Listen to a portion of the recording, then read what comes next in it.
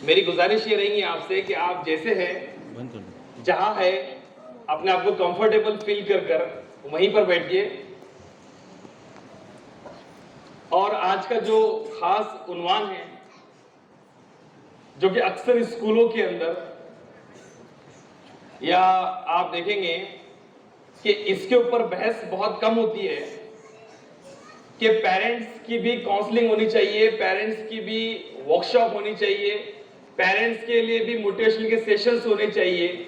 इस तरीके की गुफ्तगू बहुत ही कम जगह पे होती है, लेकिन खास तौर पर यहाँ पर मौलाना की मैं तारीफ करूंगा कि इस तरीके की बात को, इस तरीके का इनिशिएटिव लेना कि पेरेंट्स के लिए भी और बच्चों को साथ में इस प्रोग्राम का इनेकाद किया जाए।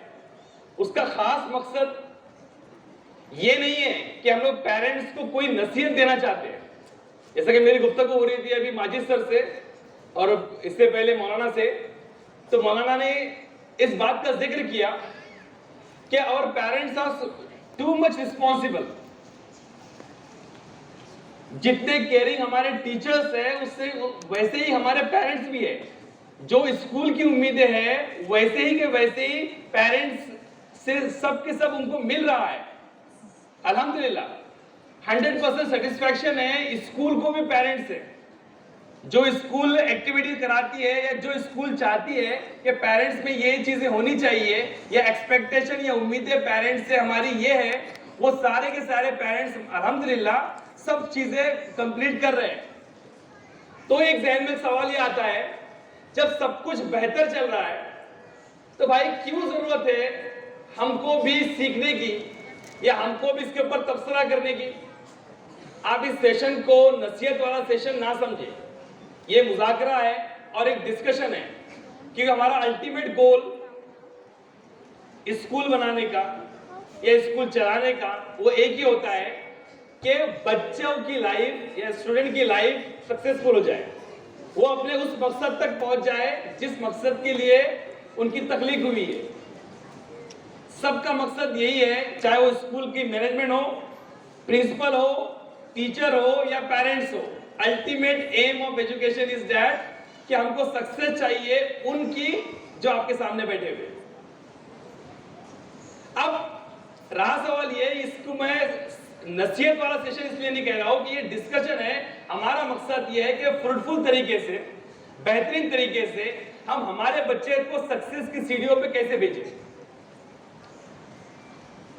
अब इस तरीके के प्रोग्राम उस बात की दलील देते हैं कि जिंदगी में चाहे हमारी उम्र 2 साल हो, चाहे हम नर्सरी में हो, चाहे हम 12वीं में हो, चाहे हम ग्रेजुएशन कर रहे हो, चाहे हम पेरेंट्स हो, जिंदगी भर हमको लर्निंग करनी है। लर्निंग लाइफ लॉन्ग प्रोसेस है, ये आप समझ लो। आपको सिखाया जा रहा है, आपको पढ़ाया जा रहा है, आपको सीखने के लिए मोटिवेट किया जा रहा है, तो आप ये मत समझो इसको कि 10वीं तक, 12वीं तक या ग्रेजुएशन तक महदूद है।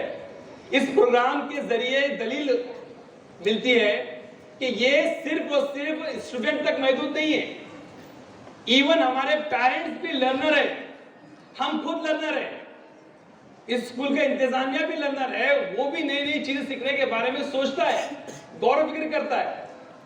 और इस तरीके के प्रोग्राम ऑर्गेनाइज कर हम ये सबूत देते हैं कि वाकई हम जिस डायरेक्शन में सोच रहे हैं हम उस डायरेक्शन में काम भी कर रहे हैं। तो पेरेंट्स बराए मेहरबानी इस सेशन को एक डिस्कशन के तौर पर ले, क्योंकि हमें यह देखना है कि भाई जो सक्सेस हमारे बच्चों को मिल रही है कि वाकई जमाने के एतबार से वो सक्सेस काबिल, क्या बोलेंगे हम उसको, कबूल करने लायक है कि इससे ज्यादा जमाना कोई दौड़ रहा है। हो सकता है कि सेटिस्फाइड हम हो जाए, हो सकता है कि हमको ये लगे कि हम बेहतरीन से बेहतरीन काम अंजाम दे रहे हैं एज ए टीचर भी और एज ए पेरेंट्स भी। लेकिन जब हमारा बच्चा यहां से निकलकर, रत्नागिरी से निकलकर, हो सकता है कि कहीं और जाए, चाहे वो बंबई जाए, चाहे वो पूना जाए या वो यूएस, यूके, दुबई वगैरह जाए, तो हो सकता है कि वहां उसको ऐसा फील हो कि शायद कुछ कमी रह गई थी, टीचिंग लर्निंग प्रोसेस में या पेरेंटिंग के प्रोसेस में हो सकता है कि कहीं ना कहीं उसको थोड़ा इंफीरियरिटी कॉम्प्लेक्स हो, तो हम ऐसा कोई भी मौका छोड़ना नहीं चाहते। भले हम छोटे शहर में रहते हो, लेकिन हम वो सारी क्वालिटी, वो सारी कॉम्पिटेंसी को इनवाइट करें हमारे बच्चों के अंदर, क्योंकि हमारा फर्ज भी है और हमारा मकसद भी है कि हमारे बच्चे कामयाब हो जाए। इसीलिए मैं आपके सामने अपनी बात रखना चाहता हूं और आपसे इजाजत चाहता हूं कि हम लोग बात को शुरू करें। कुछ चीजें आपके सामने मैं पेश करूंगा, कुछ इंटरेस्टिंग फैक्ट्स है जिसको आप भी इससे वाकिफ है।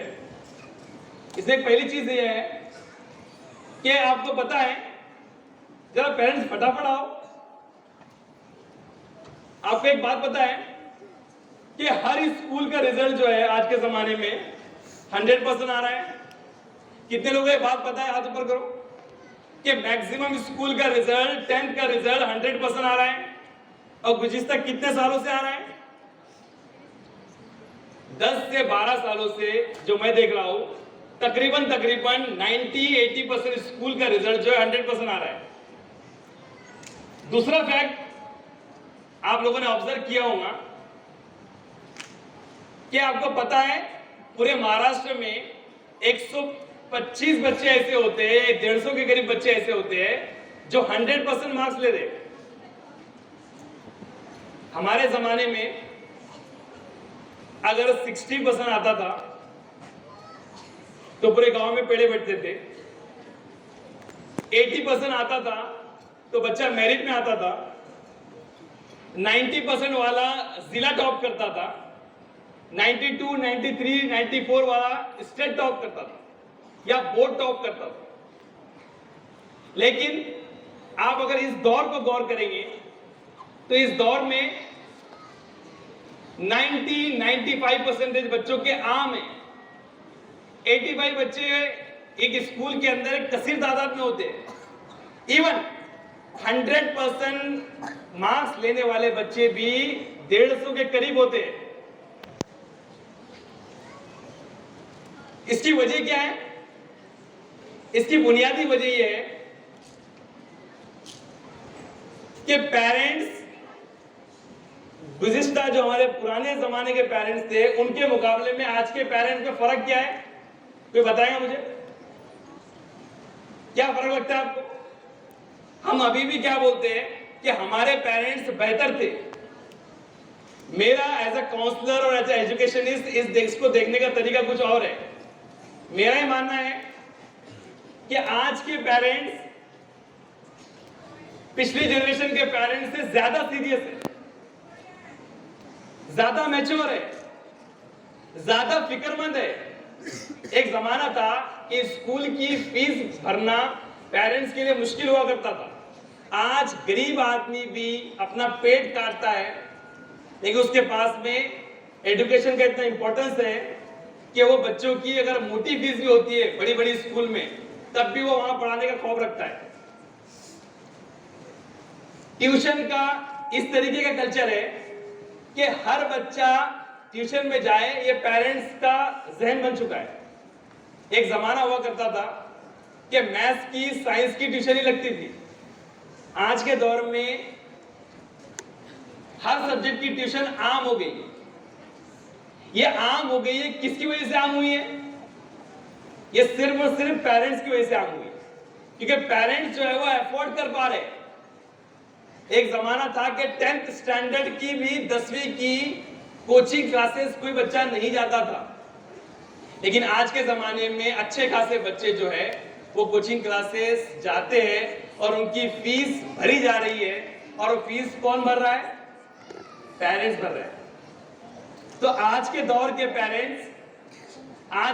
पेरेंट्स इस बात का सबूत देते हैं कि वो ज्यादा तालीम के ताल्लुक से सीरियस हो चुके हैं, वो फोकस्ड है, वो अपने बच्चे को कामयाब करवाना चाहते हैं। उनके जहन में ये बात बैठ चुकी है कि तालीम जो होती है, एजुकेशन जो होता है, कामयाबी के लिए सबसे जरूरी पैरामीटर है। इसके लिए वो अपनी मेहनत कर रहे हैं, मुशक्कत कर रहे हैं, मजदूरी कर रहे हैं। और मजदूरी करने के बाद में, सारे एफर्ट्स देने के बाद में, फिर भी अल्लाह से दुआ कर रहे हैं कि अल्लाह ताला मेरा बच्चा कामयाब हो जाए।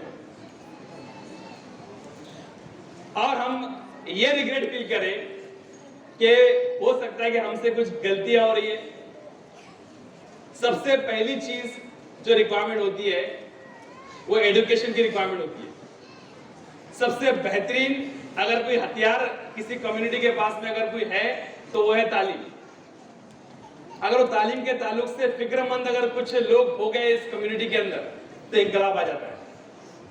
ओके, सिमिलरली इस दौर के टीचर्स जो है, यहां बहुत सारे टीचर्स भी है, तो मैं इनको भी मुबारकबाद दूंगा कि टीचर्स का रोल भी पहले के टीचर्स के मुकाबले में बहुत तब्दील हो चुका है। पहले एक स्कूल में मुश्किल से 2 टीचर या 1 टीचर अच्छे हुआ करते थे। आज ऐसा सिनेरियो नहीं है। आज हर स्कूल में बेहतरीन से बेहतरीन टीचर है। या जगह सब्जेक्ट के टीचर अच्छे हो या ना हो, इंग्लिश वाला टीचर, मैथ्स वाला टीचर, साइंस वाला टीचर हर स्कूल में बेहतर से बेहतर है। और एक 20 साल की लड़की भी जब पढ़ाती है तो ऐसा लगता है कि 60 साल का कोई बेहतरीन 30 साल के एक्सपीरियंस वाला टीचर पढ़ा रहा है। कुछ कोचिंग क्लासेस के जो ऐप है आप उस पर देखेंगे, बायजूस या फिर फिजिक्स वाला या फिर अनअकैडमी, आप इनमें टीचर्स को देखेंगे तो टीचर्स की एज जो है वो तकरीबन 20 साल से लेकर 30 साल के बीच में, जिन्होंने ना डीएड किया हुआ है ना बीएड किया हुआ है। इस दौर में टीचर इतने काबिल हो चुके हैं कि इनको जो ट्रेनिंग की जो चीजें होती है उसके बगैर भी ये बेहतरीन से बेहतरीन पढ़ा सकते हैं और बेहतरीन से बेहतरीन पढ़ा रहे हैं। तो ये जो मजमूई तौर पर ये जो हमारे सामने रिजल्ट आ रहा है कि 100% रिजल्ट स्कूलों का आ रहा है, तो ये रिजल्ट के ऊपर मैं तनकीद नहीं कर रहा हूं कि रिजल्ट ऐसे ही आ जा रहा है।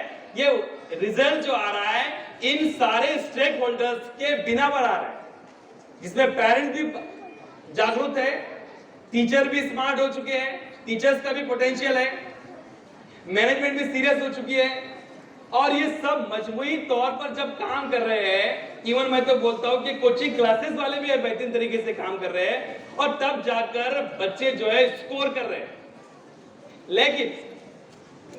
लेकिन क्या वाकई इस दौर की रिक्वायरमेंट ये परसेंटेज है? क्या वाकई इस दौर की रिक्वायरमेंट, नेक्स्ट, क्या वाकई इस दौर की रिक्वायरमेंट जैसा हम समझते हैं वैसी है? एक दौर था, मैंने एग्जांपल के तौर पे आपको बताया, एक दौर था जहां पर 60% लाना अपने आप में बहुत ही कमाल की बात थी। आज 80% भी आता है तो पेरेंट्स बोलते हैं कि 90 आना चाहिए था। जो पेरेंट्स के बच्चों का 90 आता है वो कहते हैं कि 95 आना चाहिए था। आपको पता है कि जमाना चेंजेस की करवटें बदलता है। एक जमाने में पत्थर जो हुआ करते थे, टीचर्स जरा, आप लोग भी जरा एक मुस्तकिल एक जगह पे रुक जाइए।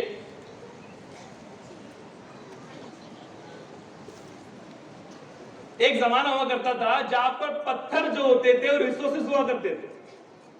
अब पत्थर से क्या बनता था?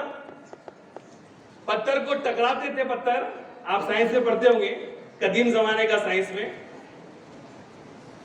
अब पत्थर को ऐसे खींचते थे तो उससे चिंगारी निकलती थी, और चिंगारी निकलने के बाद में आग लगती थी, और आग जो है वो रिसोर्स का काम करती थी, और इस तरीके से आगे जलती थी और खाना पकता था वगैरह वगैरह।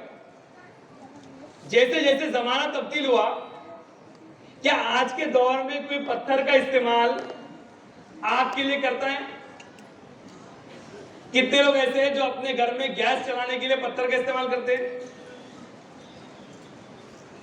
जैसे जैसे जमाना चेंज हुआ, रिसोर्सेज जो की शक्लें चेंज हो गई। उसकी जगह पे माचिस आ गई, उसकी जगह पे लाइटर्स आ गए, उसकी जगह पे अलग अलग चीजें आ गई, और आग लगने के अलग अलग पैरामीटर्स या अलग अलग रिसोर्सेस आ गए। सिमिलरली अगर आप ये समझते हैं कि 100% आ जाना,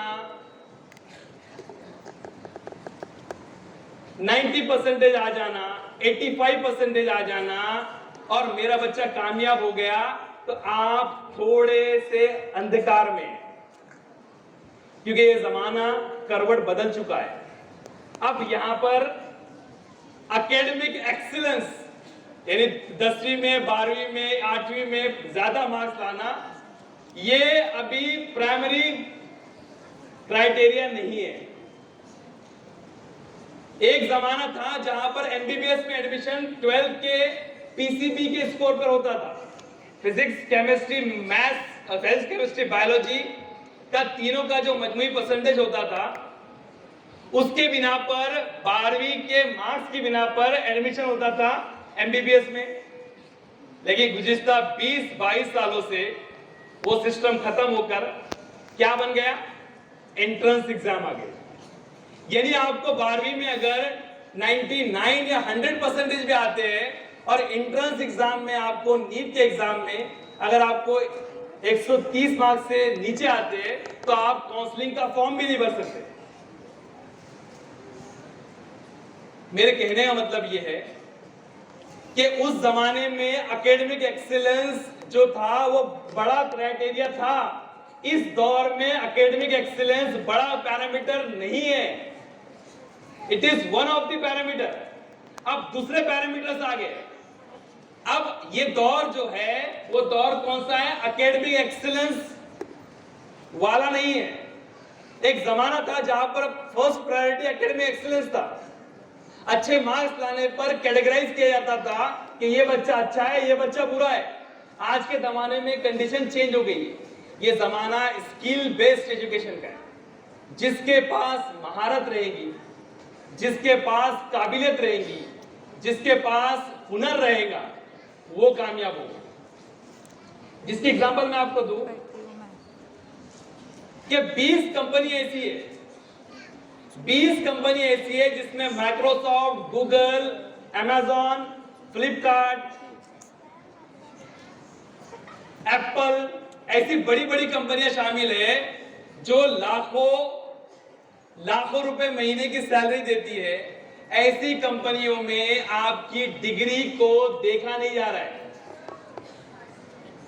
डिग्री को देखा नहीं जा रहा है तो फिर सिलेक्शन कैसे हो रहा होगा?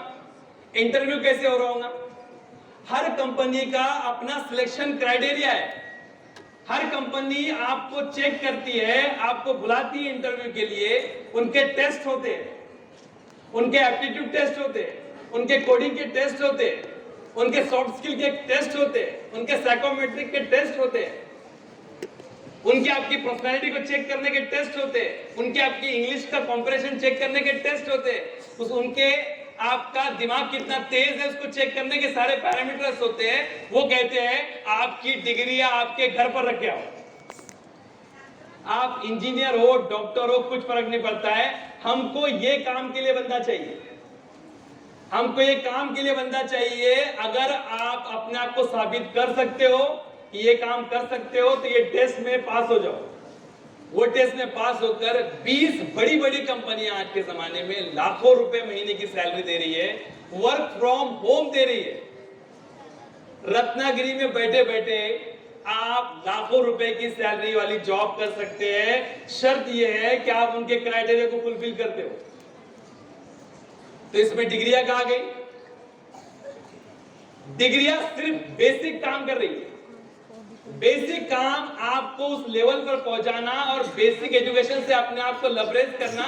बाकी आपको वक्तन फोक्तन इंटरनेट से, अपने टीचर्स से, अपने दोस्तों से, सेमिनार से, अलग अलग कोर्सेज से, ऑनलाइन प्लेटफॉर्म से सीख कर अपने आप को उस काबिल बनाना है। तब जाकर आप इस दौर के अंदर बेहतरीन से बेहतरीन चीज को हासिल करेंगे। आपको पता है कि रितेश अग्रवाल को कितने लोग जानते हैं? रितेश अग्रवाल को कितने लोग जानते हैं? हाथ ऊपर करो। कौन है रितेश अग्रवाल? बोलो बेटा, हु इज रितेश अग्रवाल?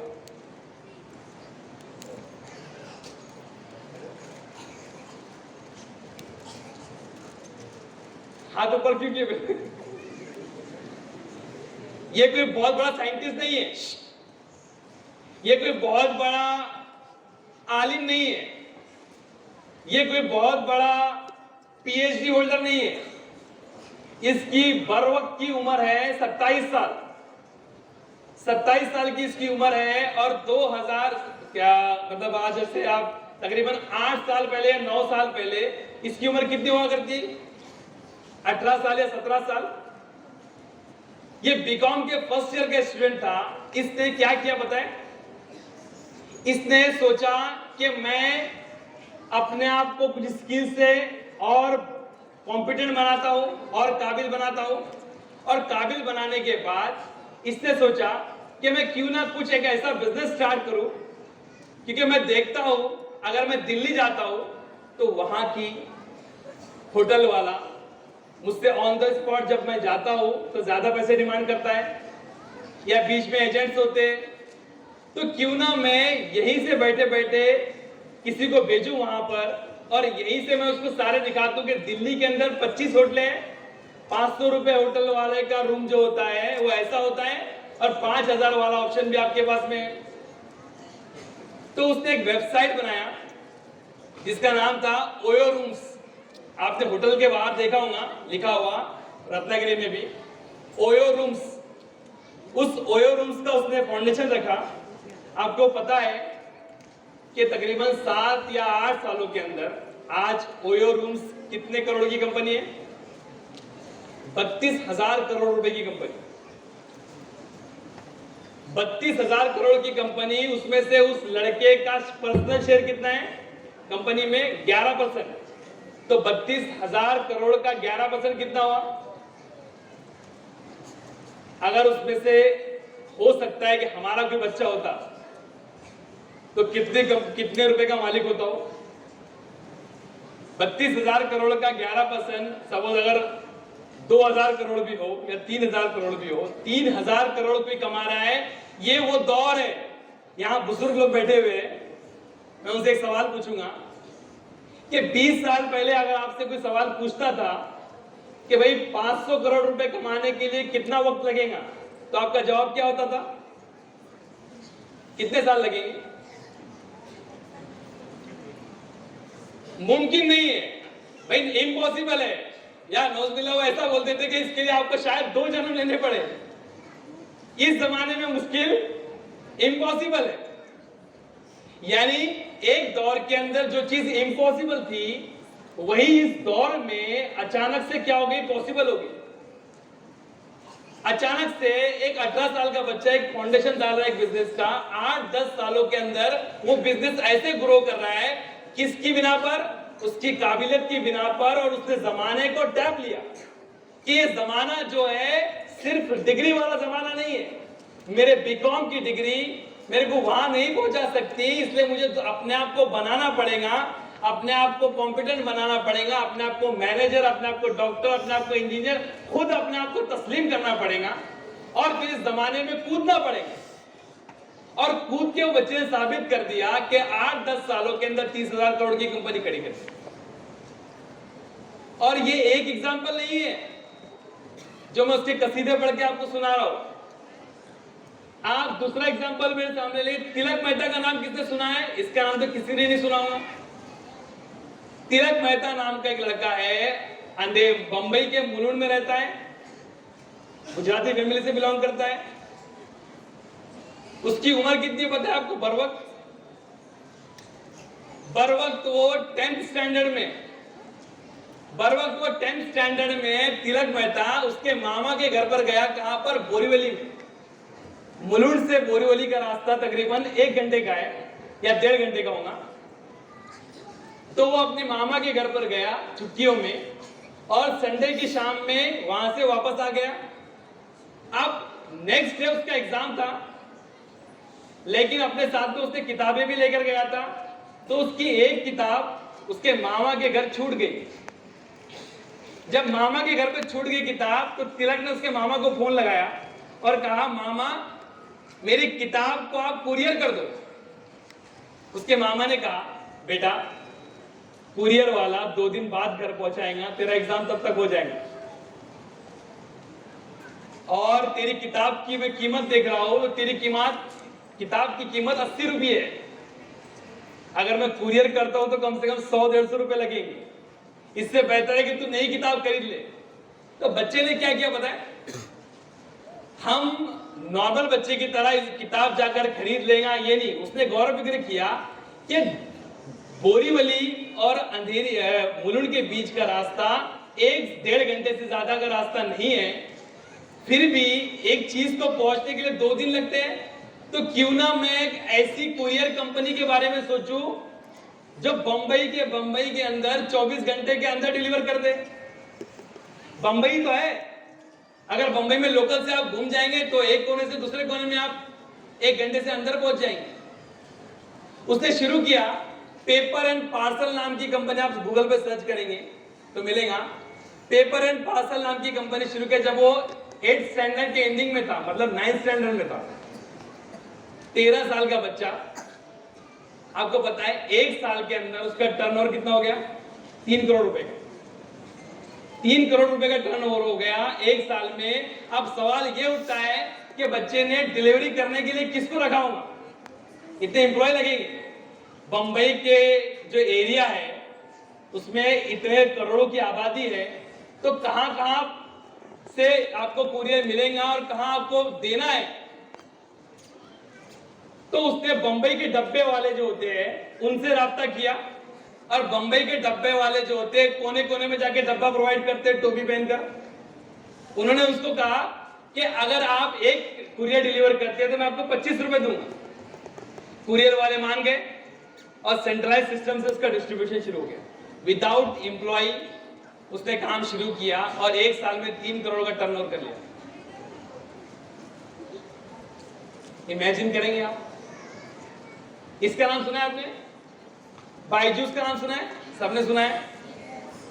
बायजूस पहले क्या करता था पता है आपको, बायजूस वाज एन इंजीनियर, एक इंजीनियर था। 32 साल तक या 30 साल तक नौकरी किया, अभी उसकी उम्र तकरीबन 40 के करीब है। आपको पता है बायजूस का टोटल कंपनी का वर्थ कितना है, कितने करोड़ की कंपनी है, 1,05,000 करोड़ की कंपनी। देखो मैं यहां पर जो पैसे की बात कर रहा हूं ना, इसको मेहरबानी कर गलत डायरेक्शन में मत लेना। ये खास तौर पर मुसलमानों के मजमे के अंदर पैसे की बात करना थोड़ा गलत माना जाता है, लेकिन मैं जो भी सोर्सेज की बात कर रहा हूं, मैं हलाल सोर्सेज की बात कर रहा हूं, और आप लोगों को ईमान वाला समझकर बात कर रहा हूं कि you know better difference between हलाल एंड हराम, and I am not for that. आपको वो बताओ, मैं सब तस्लीम करके चल रहा हूं कि आप सब जानते हैं। मैं आपको मुआवजा करा रहा हूं और मार्केट दिखा रहा हूं कि इस दौर के अंदर हमारी तवक्कल क्या, हमारी रिक्वायरमेंट क्या है, हमारी नीड क्या है, हमारे विजन क्या है, और लोगों के विजन किस तरीके से लोग देख रहे हैं और उसको अचीव भी कर रहे हैं। जो हम इम्पॉसिबल समझ के छोड़ दे, जो हम नामुमकिन समझकर दूसरे जन्म पर छोड़ दे, ऐसे दौर में लोग अपने सपने देख रहे हैं और पूरे कर रहे हैं, और पूरे करने वालों की तादाद कम नहीं है। बायजूस ने सिर्फ 12 सालों के अंदर एजुकेशन इंडस्ट्री में, तालीम की दुनिया के अंदर एक ऐप बनाकर 1,05,000 करोड़ की कंपनी खड़ी कर दिया।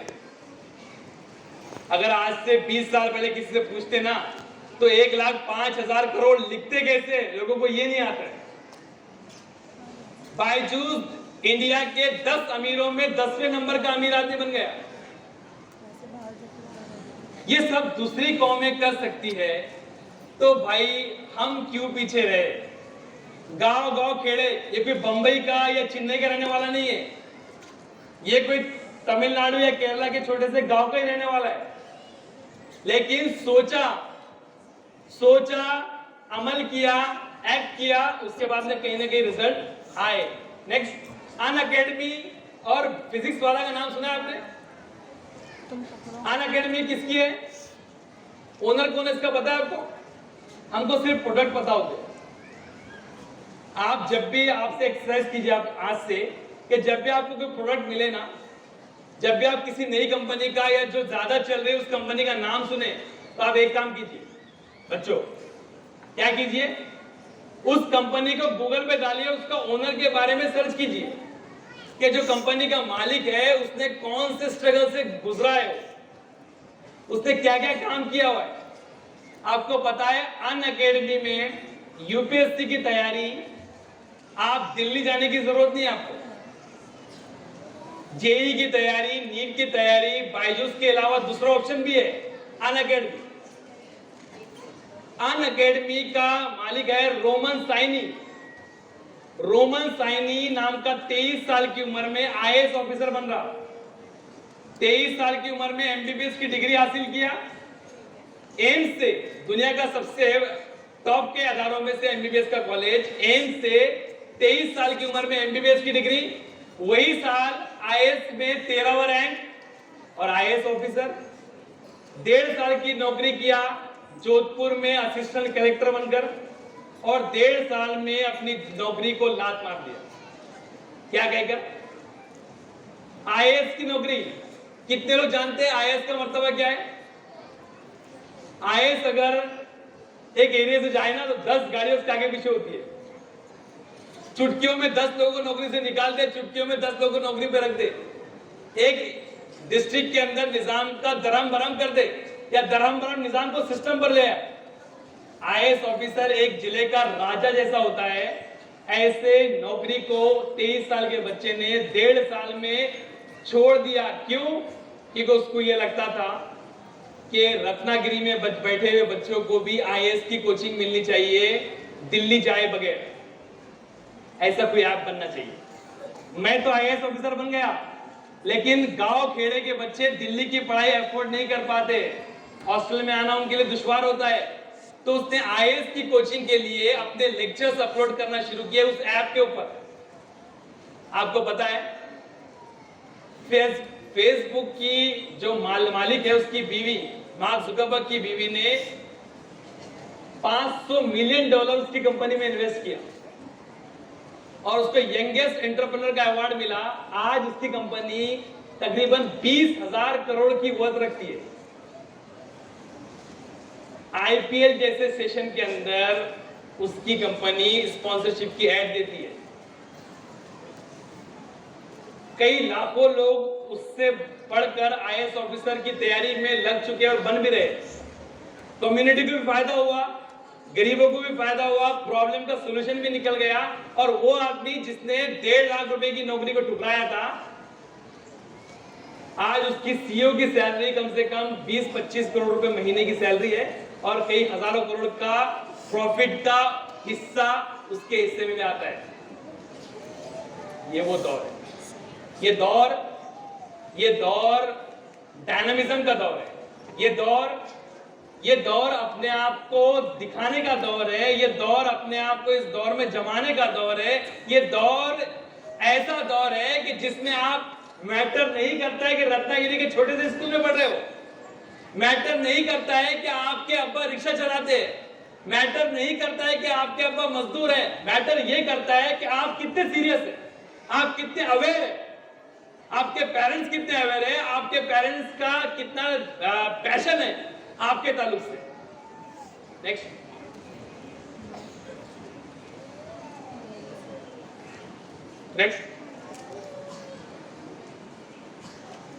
अब मैं पेरेंट्स से मुखातिब हूं कि डियर पेरेंट्स, ये जो बात मैंने आपके सामने कहा ना, ये बात सिर्फ और सिर्फ अचानक नहीं हुई। ये दौर के बच्चे उतने टैलेंटेड है। ये हमारे दौर में हमको लाख रुपए कमाने के लिए भी स्ट्रगल करना पड़ता था। आज के बच्चे घर से बैठे बैठे इंटरनेट के ऊपर चंद उंगलियां चलाकर घर से बैठे बैठे लाखों रुपए महीना कमा लेते हैं, क्योंकि ये जनरेशन अलग है। 21st सेंचुरी की जो जनरेशन है हमारी, 21st सेंचुरी की जनरेशन की साइकोलॉजी अलग है। इनके जहन में अलग अलग तरीके के सवालात आते हैं। अगर इन सवालात को आपने सही डायरेक्शन में जवाब नहीं दिया पेरेंट्स ने और टीचर्स ने, तो भूचाल आ जाएगा। पहला सवाल क्या आता है इस दौर के बच्चों में? वो ये है, एम आई बीइंग नोटिस्ड? जब बच्चा 10 साल से नीचे की उम्र में होता है तो बच्चे के जहन में नफ्सियाती तौर पर एक सवाल उसके जहन में घूमता रहता है बार बार बार बार बार बार। यहाँ पर कुछ बच्चे भी देखो 10 साल से नीचे के बच्चे जो है ना वो यहाँ वहां हिल रहे हैं, क्योंकि उनको पता है कि सब लोग इस आदमी को देख रहे हैं, मेरे को कोई नहीं देख रहा है। वो ये देखता है कि एम आई बीइंग नोटिस, क्या मैं देखा जा रहा हूं, इसलिए आपका मोबाइल छीनता है। आप काम पर से आए आपकी टांग खींचता है, आप खाना पका रही है आपका ओढ़नी खींचता है, आपके कपड़े खींचता है, आपके बेलन को पकड़ लेता है। क्यों पकड़ लेता है? वो ये बोलता है कि मुझको देखो, क्या मैं देखा जा रहा हूं। अब उसका जवाब अगर माँ ये देती है, अरे मेरे को बहुत काम है, तेरे वालिद साहब आ रहे हैं, और उसको डांट देती है जैसे उसके वालिद साहब काम पर से नहीं आ रहे, कोई जंग जीत कर आ रहे हो, और बच्चा डिमोटिवेट हो जाता है। बच्चे को ये एक इंडिकेशन जाता है कि भाई मेरा इंपॉर्टेंस इतना ज्यादा नहीं है। दूसरा सवाल जो बच्चे के जहन में आता है कि हाउ एम आई लुकिंग, ये 10 साल के बाद आता है। ये 10 साल के बाद आता है, लेकिन ये पुराने जमाने में, पुरानी जनरेशन में लड़कियों में कॉमन था, लड़कियों में आज भी है। 10 साल बाद लड़की आईना देखना शुरू कर देती है, साज श्रृंगार करना शुरू कर देती है, लिपस्टिक पाउडर वगैरह क्रीम वगैरह लगाना शुरू कर देती है, क्योंकि लड़कियों के नफ्सियाती तौर पर यह सवाल आता था कि मैं कैसी दिखती हूं। लेकिन इस दौर के अंदर यह सवाल लड़कों के जहन में भी आता है कि मैं कैसा दिखता हूं। हम कितने भी काले थे कुछ थे, लेकिन कभी हमने फेयर एंड लवली नहीं लगाया। चाहे हम कितने भी काले दिख रहे हो, यहाँ से कुछ बह रहा हो, पसीना बह रहा हो, लड़के लोग कभी फिक्र नहीं करते थे। लेकिन आज के जनरेशन के बच्चे दिन में 5 बार 10 बार अपना मुंह धोते हैं,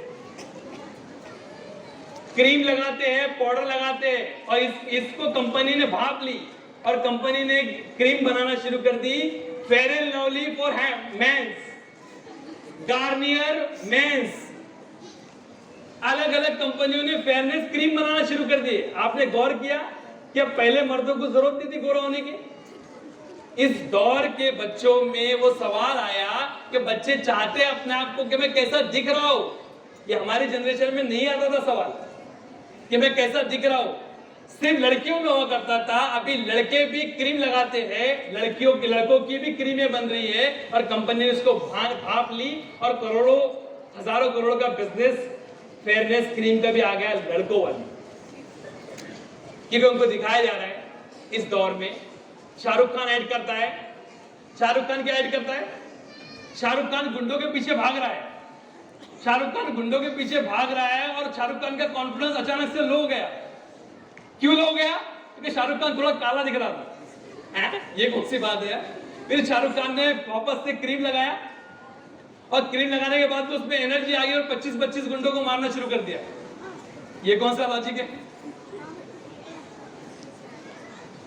अब इस दौर में बच्चों को यह दिखाया जा रहा है कि अगर आपकी शक्ल गोरी चट्टी है, आपके बालों में जेल लगा हुआ है, आपकी हेयर स्टाइल अच्छी है, तो आप अच्छे दिखेंगे। यह जवाब उसको मिलता है। तीसरा सवाल इस दौर के बच्चों की जहन में आता है, वो ये है, how does my peer group think about me? How does my club think about me? peer group और क्लब का मतलब ये होता है कि मेरे दोस्त मेरे बारे में क्या सोचते हैं। देखो पहले है ना, पहले पैंटें अलग अलग आती थी। कुछ लोग तंग पैंटें पहनते थे, कुछ लोग चौड़ी वाली पैंटें पहनते थे, कुछ लोग मदरसे वाले पैजामे पहनते थे, और वेरिएशंस थे।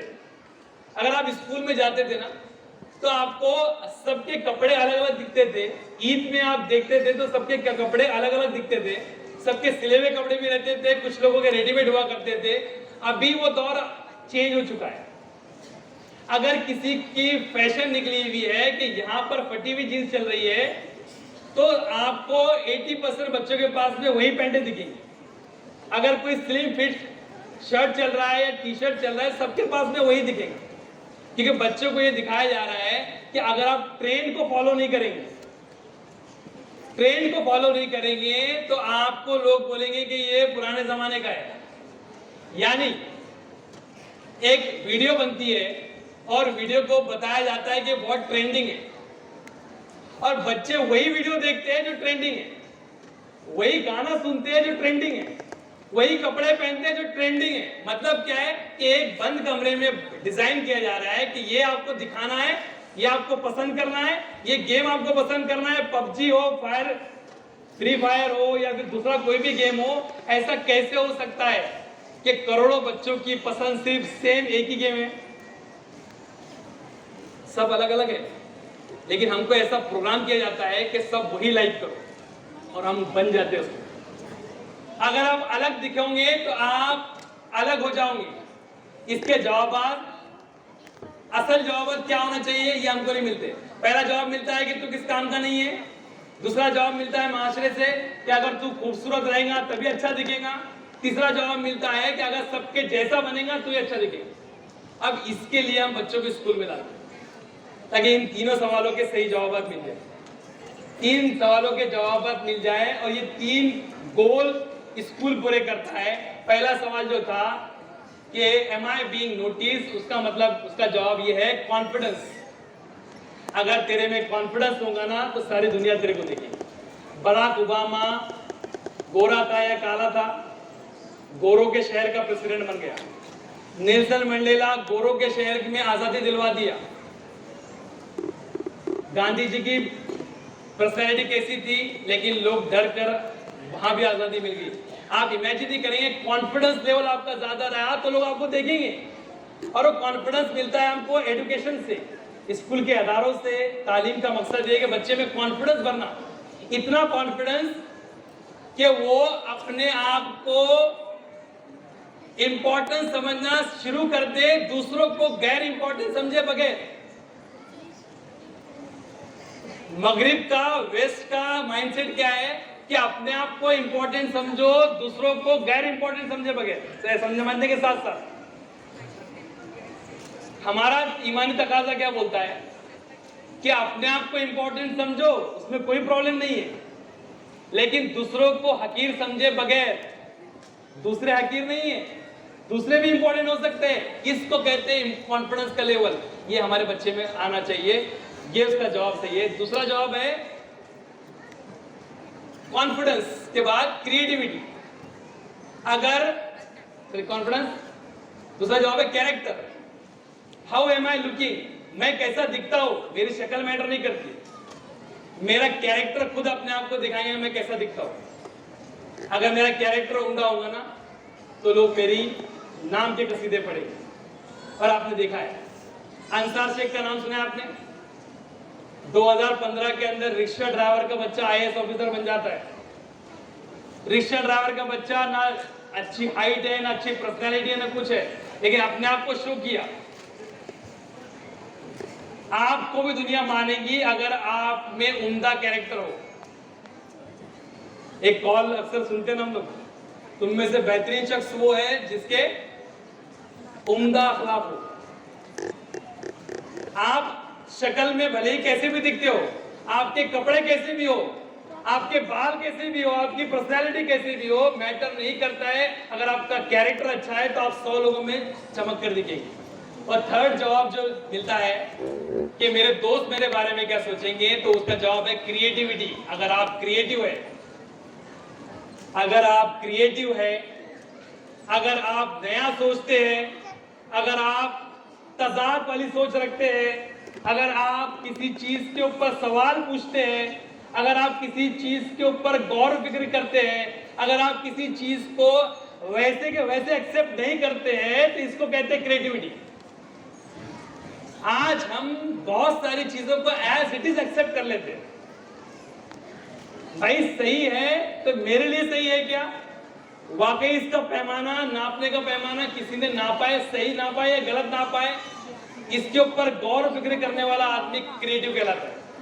क्रिएटिव का मतलब सिर्फ और सिर्फ इजाद करना नहीं है। क्रिएटिव का मतलब यह है हर वो चीज के अंदर गौर फिक्र करना और उसको पैमाने पर नापना, हलाल है या हराम है, अच्छा है या बुरा है, मेरे लिए सूटेबल है या नहीं है, इसके कॉन्सिक्वेंसेस क्या है, इसके असरात क्या है, क्या ये गलत तो नहीं है, ये गलत दिख रहा है तो ये गलत क्यों है। इस तरीके की सोच रखने वाला माइंडसेट आपको तालीम से मिलता है, और ये 3 गोल अगर आपके हुए तो आपके 3 नफ्सियाती सवाल के जवाब मिल जाते हैं। नेक्स्ट सर मौलाना। अब इसके लिए हम लोग स्कूल में जाते हैं। एक कहावत आपने सुनी है क्या, ये जो लिखा है मैंने यहाँ पर, a child educated only in school is uneducated. एक बच्चा अगर सिर्फ स्कूल में तालीम हासिल कर रहा है तो वो क्या है, वो अनएजुकेटेड है। A child is educated only in school is uneducated. मतलब ये सब बताने का मेरा मकसद ये है, और पेरेंट्स की तरफ आने का मकसद मेरा ये है कि इस रोल में सिर्फ और सिर्फ स्कूल का हाथ नहीं है। बच्चे की जिंदगी बनाने में, बच्चे की पर्सनैलिटी बनाने में जितना स्कूल का हक है ना, उससे कई ज्यादा पेरेंट्स का भी रोल है। इसलिए मैं कह रहा हूं कि बच्चा सिर्फ स्कूल जा रहा है और सब सीख लेगा, नॉट नेसेसरी। बच्चे का दूसरा मदरसा उसका घर भी है। इसीलिए किताबों से ज्यादा हमको किसकी जरूरत है, टीचर्स की जरूरत है। टीचर्स भले ही स्कूल में 25 हो, मदरसे के अंदर और 2-3 टीचर्स हो, जुमे की नमाज में जा रहा है वहां पर भी 1-2-3 टीचर्स है, उसके अलावा भी टीचर्स की जरूरत है। क्योंकि आसमानी किताबें 4 आई, 4 ही है, लेकिन टीचर्स कितने भेजा अल्लाह ताला ने, 1,24,000। इल्म महदूद है, लेकिन पढ़ाने वालों की तादाद 1,24,000 है। इससे अंदाज लगाइए आप कि आप सब लोगों को भी एज अ टीचर का काम करना है, और यू हैव पोटेंशियल। आप इस दौर के पेरेंट्स हैं जिनमें वो पोटेंशियल है कि आप अपने बच्चों को बड़े से बड़े लेवल तक पहुंचा सकते हैं। बस शर्त ये है, शर्त क्या है, एक शेर है, इसको मैंने इंग्लिश में लिखा है यहाँ पर, कि हर 4 अगर को 4 गिरी से गुरेज था, वरना हमारे जख्म ऐसे लादवाना थे। हर 4 अगर को 4 अगरी से गुरेज था, वरना हमारे जख्म ऐसे लादवाना थे। 4 अगर का मतलब होता है इंग्लिश में काउंसलर, यानी काउंसलर को काउंसलिंग करने से गुरेज था। काउंसलर जो है बराबर से काउंसलिंग नहीं करना चाहता था, इसीलिए हमारे दर्द जो है, हमारे गम जो है, वो वैसे के वैसे रह गए। यानी वी बिकेम अनगाइडेड। हम इस दुनिया के अंदर अनगाइडेड रह गए। हम लोग कहते हैं भाई यूपीएससी की तैयारी इतनी आसान थी, हमें तो किसने बताया नहीं। भाई बिजनेस करना इतना आसान था, हमें तो किसने बताया नहीं। तो उस दौर के जो 4 अगर थे, 4 अगर मतलब काउंसलर थे, टीचर्स थे, पेरेंट्स थे, उनको 4 गिरी से गुरेज था। उन्होंने ये समझा ही नहीं कि हमारा भी रोल है इस सिस्टम के अंदर, हम भी इस रोल अदा कर सकते हैं बड़े से बड़ा। इसमें एक शायर ने बहुत बखूबी लिखा हुआ है कि हर 4 अगर को 4 गिरी से गुरेज था, वरना हमारे जख्म लादवाना थे। यानी हमारे बच्चे फ्यूचर में ऐसा सेंटेंस ना कहे। ये दौर है, आप भी काउंसलर बन जाओ, आप भी मोटिवेशनल स्पीकर बन जाओ, आप भी टीचर बन जाओ। नेक्स्ट, ये तरबियत की मेथोडोलॉजी है। एक सिंपल टर्म में, कम टाइम में इसको बताता चलूं मैं आपको कि तरबियत हम लोग क्या समझते हैं कि तरबियत क्या है। ये तरबियत हम लोग समझते हैं कि बच्चे पे कंट्रोल आना, बच्चे की कंडीशनिंग करना, मतलब ए उठ बैठ, स्कूल जा, मदरसा जा, और तीसरी चीज उसको मॉनिटर करना। हाँ क्या कर रहा है, या उसके कमरे में सीसीटीवी कैमरा लगा देना, हॉल में सीसीटीवी कैमरा लगा देना, मॉनिटरिंग करना, ये कर वो कर। और जो बच्चा कर रहा है, हम लोग कहते हैं कि तरबियत इज लाइक दिस। लेकिन असल मानों में तरबियत का मतलब यह है कि तरबियत इज रिलेशनशिप। कोई बच्चा आपकी बात कैसे मानेगा, कोई बच्चा का सबकॉन्शियस माइंड, लाशऊरी दिमाग 10 साल से पहले वही एक्टिव रहता है, और उस दौर के अंदर और उसके मैसेज चला गया कि मेरा बाप मेरे लिए कुर्बानी देने वाला है, तो आपकी हर बात को उस तरह पे रखेगा। रिलेशनशिप जरूरी है। सबसे पहला रोल तरबियत का है कि बच्चे के साथ में कांटेक्ट डेवलप करना, ताल्लुकात डेवलप करना, बच्चे के साथ में चिपक कर रहना, बच्चे से नेक्स्ट चीज रिफ्लेक्टिव कन्वर्सेशन, बच्चे से बात करना, कितना वक्त में बच्चे को दे रहा हूं और कितनी बात बच्चे से मैं कर रहा हूं। आपको पता है अमेरिका में अभी शादी से पहले HIV के टेस्ट हुआ करते थे, अभी शादी से पहले काउंसलिंग का टेस्ट होता है। काउंसलिंग का टेस्ट होता है और कैसा टेस्ट होता है पता है कि 3 साल के बच्चे को एक लड़के के साथ में अलग कमरे में बंद कर दिया जाता है, आधे घंटे के लिए, आधे घंटे के लिए बंद कर दिया जाता है। अगर आधे घंटे में बच्चे ने उस बड़े इंसान से सवालात नहीं पूछा, बातचीत नहीं किया, तो लड़की का बाप उसको लड़की नहीं देता है। क्यों क्यों पता है? उसका बच्चा नहीं था, शादी से पहले का टेस्ट है। यानी एक बच्चा आपके सामने कंफर्टेबल फील नहीं कर रहा है, उससे आपका रिफ्लेक्टिव कम्युनिकेशन नहीं हो रहा है, बातचीत नहीं हो रही है, अपना तबादला ख्याल नहीं हो रहा है, मतलब आपकी शख्सियत में प्रॉब्लम है, आप नफ्सियाती तौर पर मरीज है, आप साइकोलॉजिकल डिसऑर्डर के शिकार है कि आप बच्चा आपसे बात नहीं कर रहा है। तो जब आपका बच्चा होगा और वो आपसे बातचीत नहीं करेगा तो उसकी नशोनुमा, उसकी तरबियत किस तरीके की होंगी आप इमेजिन कीजिए, और नफ्सियाती तौर पर कितना बड़ा मरीज बन जाएगा। Next, self accountability. तरबियत का नेक्स्ट तीसरा जो पैरामीटर है, मॉनिटर के बजाय सेल्फ अकाउंटेबिलिटी, बच्चे के अंदर ये खुद अपने आप को जज करने की, अपने आप को चेक करने की कैपेबिलिटी प्रोड्यूस करना। मतलब मैंने घर में CCTV कैमरा लगा दिया, अब मैं बाहर चला गया, बाहर जाने के बाद मैं CCTV कैमरे में देख रहा हूं कि बच्चा मोबाइल के अंदर गेम्स खेल रहा है या फिर कुछ और गलत काम कर रहा है। सेल्फ अकाउंटेबिलिटी का मतलब ये होता है कि बच्चे को साफ और शफाफ बनाना और अपने आप को अकाउंटेबल ठहराना। जब वो अपने बाप को देखेगा कि अब्बा कह रहे हैं कि आज ऑफिस में एक आदमी ने मुझे 1000 रुपए की रिश्वत देने की कोशिश की, लेकिन मैंने कहा भाई रिश्वत मैं नहीं ले सकता हूँ, भले आप टेबल के नीचे से दे रहे हो लेकिन मेरा अल्लाह देख रहा है। ये सेल्फ अकाउंटेबिलिटी है। तो बच्चा सोचता है कि यार मेरे अब्बा हर जगह अल्लाह को समझते हैं, तो मैं क्या 4 दीवारी के अंदर ये समझ लूं नौज़ुबिल्लाह कि यहाँ पर कोई नहीं है, बेशक यहाँ पर भी अल्लाह है। वो सेंस ऑफ अकाउंटेबिलिटी आना, यस मेरी एक एक चीज को ऊपर वाला देख रहा है, मैं एक एक चीज के लिए जवाबदेह हूँ, मुझे एक एक चीज का जवाब देना है, मेरे अब्बा को नहीं जवाब देना है, मुझे ऊपर भी जवाब देना है। ये सेंस ऑफ अकाउंटेबिलिटी जब हमारे खुद के चीजों से, बातचीत से, हमारे एक्सपीरियंस हम लोग बच्चों के साथ में शेयर करेंगे, हमारे किस्से बच्चों के सामने शेयर करेंगे। क्या आज मैंने गिड़गिड़ा के अल्लाह से दुआ किया, ऐ अल्लाह ताला मैं कोशिश करता हूँ ईमानदारी से काम करने की, लेकिन हो सकता है अल्लाह ताला मेरे से गलतियां हो जाती हो, या अल्लाह ताला इसको माफ कर दे, अल्लाह ताला मुझे और अच्छे से काम करने वाला बना, और अच्छे से कॉम्पिटेंट बना, ताकि और मैं ईमानदारी से काम करूं। तो बच्चा सोचता है यार इतना मेरे अब्बा ईमानदार होने के बावजूद भी इतना डरते हैं, तो self accountability ah, that is the real meaning of तरबियत। नेक्स्ट, तरबियत की मीनिंग क्या है? मेंटरिंग की meaning, it can be defined as a process of making people sensible and responsible in making choices.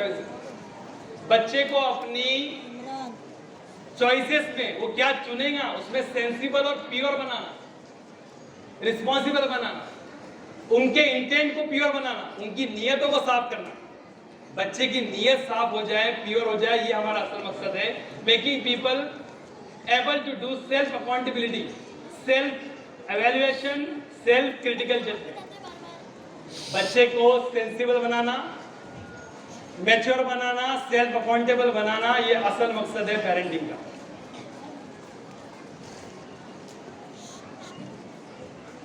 अब इसके लिए हम लोग जरूरतें पूरी करते हैं बच्चों की। बच्चों की 4 जरूरत होती है main: physical need, emotional need, social need और इंटेलेक्चुअल नीड। फिजिकल नीड मतलब खाना पीना कपड़े, इमोशनल नीड मतलब प्यार फीलिंग, सोशल नीड्स मतलब लोगों से ताल्लुकात जमा करना, और इंटेलेक्चुअल नीड्स मतलब उसको घुमाना फिराना, उसको जहन बनाना। सर ये चारों चीजों में से हम सिर्फ ये ना समझे किसी बच्चे को अच्छे रिसोर्सेज देना, अच्छा खाना देना, कपड़े देना, ये रिस्पॉन्सिबिलिटी। इसके अलावा भी फिजिकल के अलावा भी सोशल नीड्स, इंटेलेक्चुअल नीड्स और इमोशनल नीड्स। अब ये रोल है पेरेंट्स का। मैं खास आप कंक्लूजन पे आऊंगा। चंद टीचर्स जरा बच्चे अगर उठते हैं तो प्लीज मेहरबानी करके थोड़ा कंट्रोल कीजिए। मैं कंक्लूड करने पर आ रहा हूं कि पेरेंट्स का रोल क्या है।